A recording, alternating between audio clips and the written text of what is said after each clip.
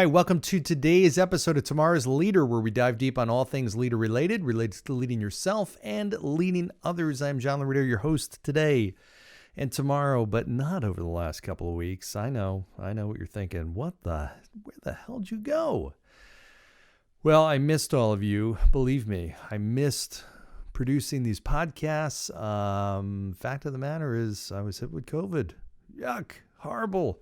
Bad time, holiday time. It was like the week of Christmas, and I don't know how I got it. I don't know where it came from. I'm fully vaccinated, and I still got it. So it is what it is. But I will say, for those of you who are out there who have not gotten it, what I got was actually really mild.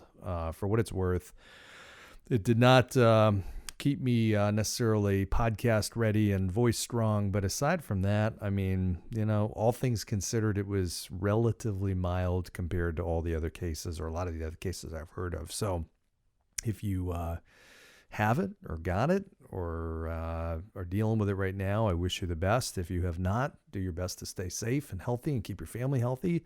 But hence, that was the reason for my absence. I think that's the first time I've ever used the word hence on this show. Hence, that was my alibi or reason for being absent over the last few weeks, a couple weeks at least. So great to be back. I did miss all of you big time. I miss doing these podcasts. I greatly appreciate your feedback and all the kinds of stuff you've been doing. I've had people ask, hey, what's going on? How come I haven't seen any new episodes? I appreciate that. That tells me that you're listening and you look forward to these. And as much as I look forward to giving them and producing them. And again, a lot of my best content comes from you. So keep the ideas coming. In fact, I will say most of my ideas and content comes from you. So please keep sharing your thoughts and asking questions, referring guests. If you know great people, they'll be great guests for the show. It was a great 2021. The show itself grew significantly. And to be honest with you, I can't necessarily say a rhyme or reason other than just the audience grew and people shared it and sent it to other people and got new listeners. So we've grown significantly over this last 12-month period of time. And I think 2022 is even going to be better. I know it will be.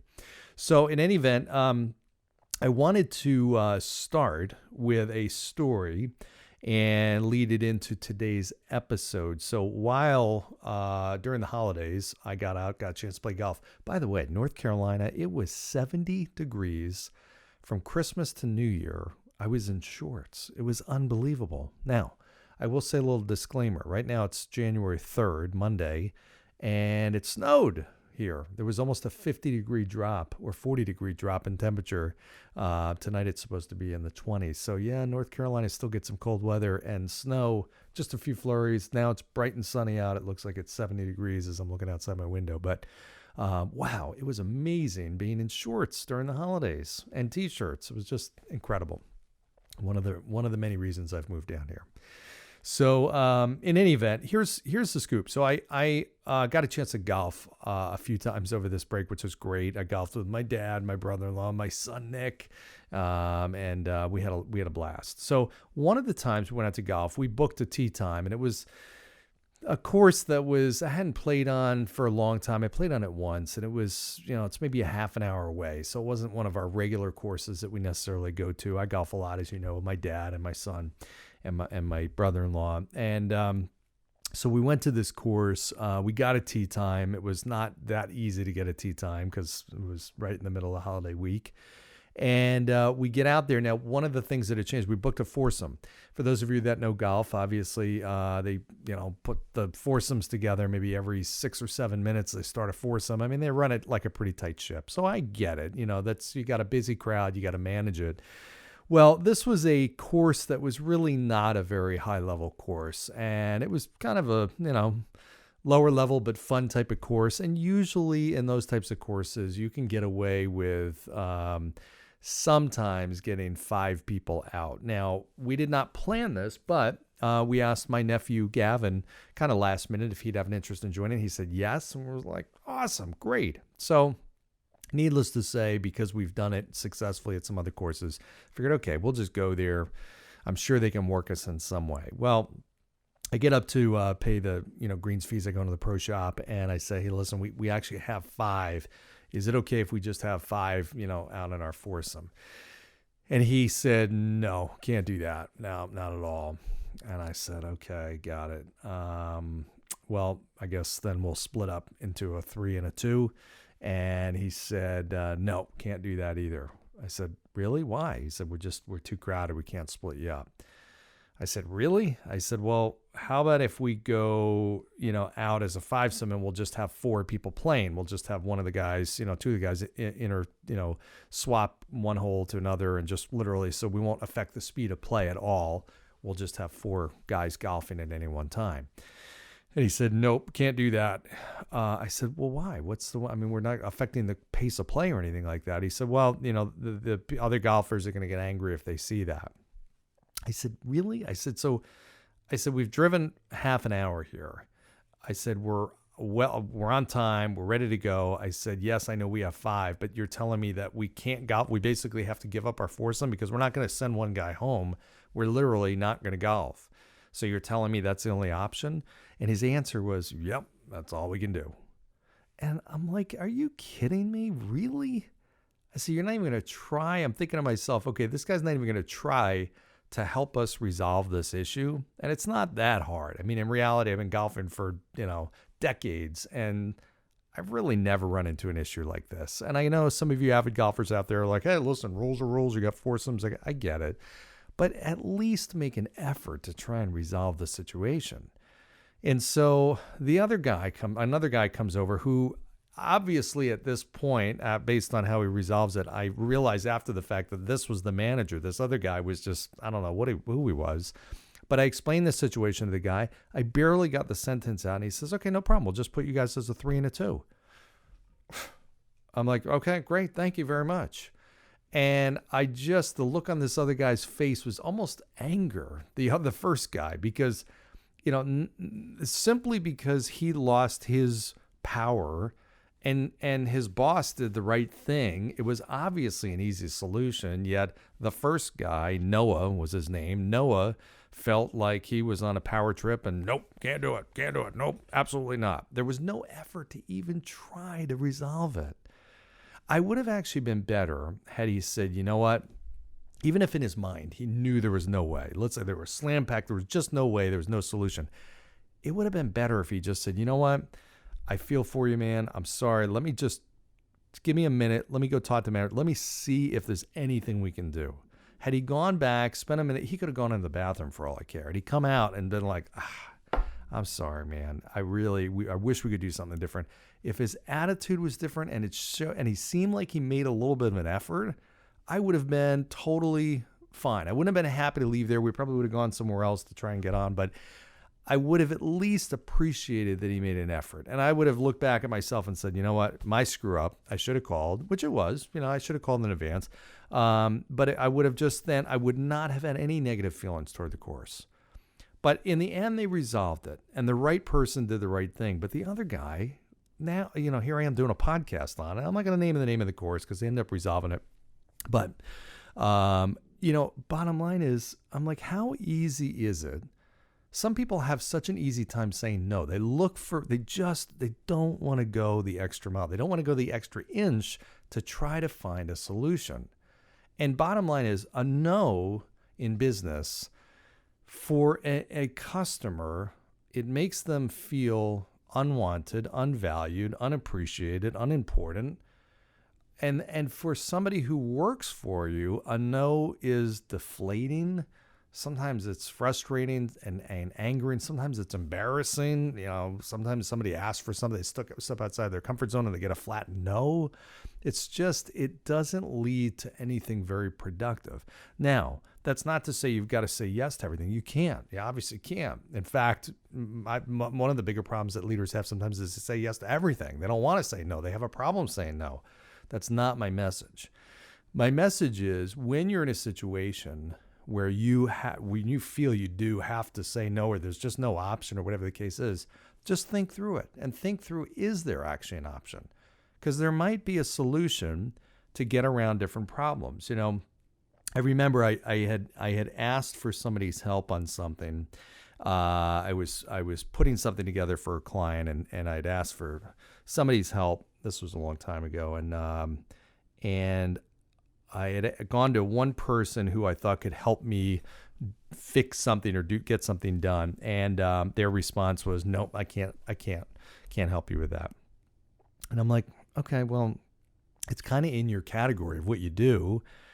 All right, I just naturally assumed you'd be the person you could do that. And his answer was just so flip, and it was just, "Nope, can't do it." I'm like, all right. And then I kind of thought of that person as somebody that I can't go to in the future if for help or support. And it didn't do much to build the relationship. So my point is that response could have been, "No, I can't," or I don't have the skills, or I don't have the resources, I don't have the equipment, I don't have the know-how, whatever, but here's somebody who I might suggest going to. That's all. That would have actually paved the way I would have looked at that as a valuable interaction, not one that was deflating, that led to a dead end. There was nowhere to go after that. Then I just had to kind of back up and figure out, okay, well, what do I do now? And how do I figure this out on my own? The bottom line is, when you're in that situation, think through what are the possible issues. And if you're on the other side of this, I think about this as both the leader and the follower, or the company and the customer. Both sides can do things to get around a no. The leader, or the person that's being asked something that has to give a no, can say, "Hey, no, I can't approve that expenditure, but I can't approve that $20,000 expense, but I could approve something that's $10,000. So can we be creative and figure out a way to deliver the same thing and get the same thing done for less?" That's a better answer than a no. Or, "Hey, no, I can't give you control," or I'm not going to put you in charge of that project. Okay, just a flat out no is deflating. But how about, "Hey, no, I'm not going to right now, and here's the reasons why, but I appreciate, number one, you wanting to take leadership on it, and here's what I will do. I will keep you in mind for the next ones. I want to see you grow. I want to see you take an opportunity like this. So because you brought it to me, I now have you on my radar screen, and I will keep that in mind for future projects." Great. That no actually suddenly turned into somewhat of a positive step, and that person feels good that they at least made that request. But a flat out no just doesn't work. So think about what are in this situation, the no came from the fact maybe this guy Noah at the golf course was just lazy. He just was easier to say no. Maybe it was because he was afraid of the other golfers giving him crap, because he was the one who there's a lot of people that just say no because they don't want to put themselves out there and be responsible for the decision of yes. Right? They don't want the repercussions if it comes back at them. They just don't want to deal with that, right? So it's easier just to say no. "Hey, no, you want to do that? Nope, it's out of the box. It's something different. It's not our normal thing." No. There's so many people that just their flat out response is no, because they don't want to be on the hook for having made the decision of yes. So maybe that's the workaround. Maybe it's, "Hey, would you be okay if I did this?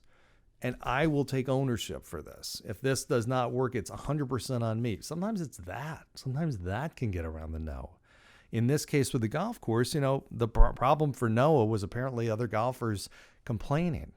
Okay, well, knowing that, maybe I can say, "Hey, listen, is there a way for me to do this?" And maybe the option was not to have us back to back, a 3 and a 2, but maybe we put out, 3 of our guys out now, and is there another spot that's a little more open in a half an hour, and these guys will grab a sandwich in the pro shop, in the clubhouse, whatever. Maybe that was a solution that would lead to less risk of him having some backlash from the other golfers. So bottom line, do what you need to as a leader to come up with other options. A no is absolutely warranted for many, many times. Believe me, I've been in many, many situations where as much as I wanted to give a yes, there was clear-cut no there. But at least give something in addition to that, an explanation. Here's the reason why. Maybe sometimes as the leader, I can bounce it back to that person and say, "Hey, listen, here's what I'm faced with. Here's the reason why it's a no. We don't have the money in the budget, or we have these limitations. We have to fit within these parameters. We've got these expectations we got to deliver on. So help me find another solution. What you're coming to me with, I cannot do. We can't do it for these reasons. But let me put it back on you. Think through this. What other ideas or options, given what I just told you, do you have? Okay, now as a leader, what I'm doing there is I'm giving some room. I'm showing the willingness to try to get to a yes. If it makes sense, if it makes good business sense, and here's the parameters that we're going to make that decision on. But I'm also empowering that person, right? It's a good leadership development thing. I'm putting that person in the cockpit. Hey, you fly the plane. I'm giving that person the opportunity to put the leader hat on and the general manager hat on and think through this like a business owner and come up with another alternative solution. That's a great exercise. Leaders don't do that enough. Okay, so the more as a leader you can put some of that decision-making ability in other people's hands, give them the context to which they need to make the decision based on, and give them the ability to come up with some creative solutions. A lot of times they'll come up with stuff that you would never come up with, or your team would never come up with. So don't be afraid to go beyond just the simple no. Okay, that's my key message. So as always, I hope this helped. Just some thoughts, a little bit of a story. I got lots more coming up. Believe me, I had 2 weeks to just think. And I got a long list of podcasts that I'm just dying to do. So I'm going to be podcasting a lot. So stay tuned. As always, I appreciate your thoughts, your ideas, your comments. Share, subscribe, all that kind of good stuff. Go down below, give 5-star review. Greatly appreciate it. And last but not least, if you know of organizations, yours or others, that are looking for a keynote speaker, I'm out there doing them now, or doing them live in-person events. Most companies have opened those up now starting in 2022. So feel free to reach out to me and we can talk about it. Thanks, everybody. Have a good one. Bye.